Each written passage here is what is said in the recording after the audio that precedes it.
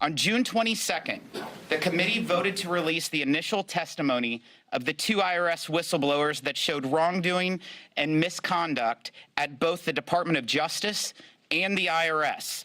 Their testimony then also shed light on a complex and lucrative enterprise operated by the Biden family to enrich themselves to the tune of at least $20 million, with much of Hunter Biden's share going unreported for taxes. In the months since, no one has offered any evidence that contradicts Mr. Shapley and Mr. Ziegler's testimony. In fact, much of their testimony has been supported by additional IRS witnesses who set for transcribed interviews after being subpoenaed by this committee. The new information we just voted to release today further confirms their testimony. Let's look at what the new evidence released today shows. 1, it is clear that then Vice President Joe Biden's political power and influence was, quote, the brand that Hunter Biden was selling all over the world. Even more alarming, the Biden family foreign influence peddling operation suggests an effort to sway U.S. policy decisions. From documents released just moments ago, as you can see in the WhatsApp message behind me from June 6, 2017, Hunter Biden explicitly wrote to a business associate that he was not willing to, quote, sign over my family's brand, close quote, or give this individual, quote, the keys to my family's only asset. That asset could only be one person, Joe Biden. IRS investigators provided worksheets they compiled as part of their investigation into Hunter Biden's tax crimes, which connect his business activities to official government activity while Joe Biden served as Vice President of the United States. This is new and alarming material the committee just made public. The very existence of this file makes it abundantly clear that IRS investigators were concerned there was in fact a connection between Hunter Biden's global influence peddling, Joe Biden, and official U.S. government activity.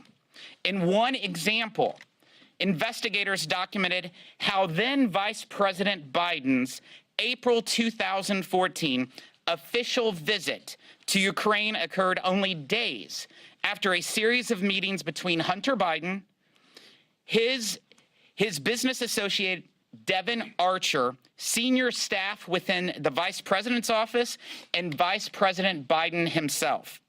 We have received an email sent during that same time frame from an executive of Burisma, a Ukrainian company, to Devin Archer, saying a, quote, reasonable balance could be reached about Hunter Biden. 1 month later, Burisma announced Hunter Biden's appointment to its board.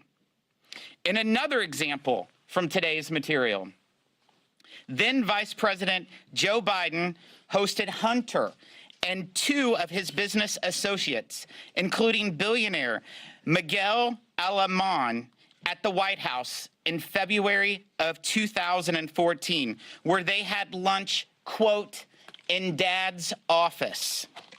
Just 3 months later, Hunter Biden sent an email to Devin Archer saying, quote, we need to get to Mexico City and cement the deal with Miguel. Public records show Joe Biden later used Air Force Two to shuttle Hunter and another business associate, Jeff Cooper, to Mexico City in 2016. These documents also underline how Hunter Biden's role as, quote, door opener extended far beyond his father and includes numerous other meetings between Hunter Biden and senior U.S. government officials, including now Secretary of State Antony Blinken. 2, the evidence today shows the complexity and scale of the Biden family influence peddling scheme. Millions of dollars were flowing through subsidiaries and LLCs to avoid taxes and shield visibility into how the money from foreign sources, including countries like Ukraine, Russia, China, went to different entities and Biden family members.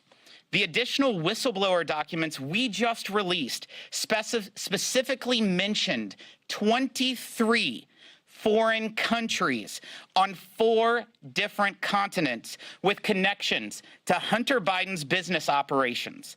The map behind me shows the sheer scale and scope of this global operation. Lastly, in the whistleblower's original testimony, we learned DOJ took unprecedented action to impede any investigative step that could have led investigators to President Joe Biden. As you can see here in this new material, the whistleblowers have provided an email in support of their earlier testimony where U.S. Attorney Leslie Wolf directs investigators to remove all mentions of, quote, political figure 1 from a search warrant. And who is political figure 1? I would think you would ask. That individual is none other than former Vice President Joe Biden. Here we see clear as day that the Department of Justice actively interfered in an investigation to protect the current president of the United States.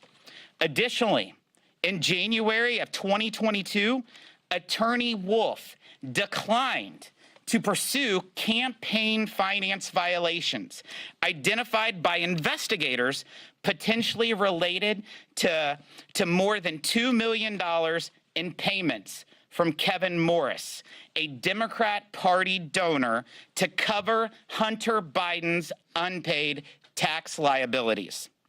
In the documents we voted to release today, U.S. Attorney Wolf stated she, quote, is not personally interested in following the lead the investigators identified. Another piece of evidence implicating Joe Biden, and in this case, his presidential campaign, stopped dead in its tracks. In an interview with investigators, James Biden, the president's brother, stated that he did not know how Hunter Biden even knew Kevin Morris, who was paying Hunter Biden's taxes, or why Kevin Morris was helping Hunter Biden. The transcript of the interview contained in today's materials shows that James Biden told investigators Hunter Biden asked him to thank Mr. Morris for his payment, quote, on behalf of the family. It is reasonable to ask who requested that Kevin Morris cover Hunter Biden's tax liability, or whether he received something in return for his more than $2 million in payments to someone that he barely knew.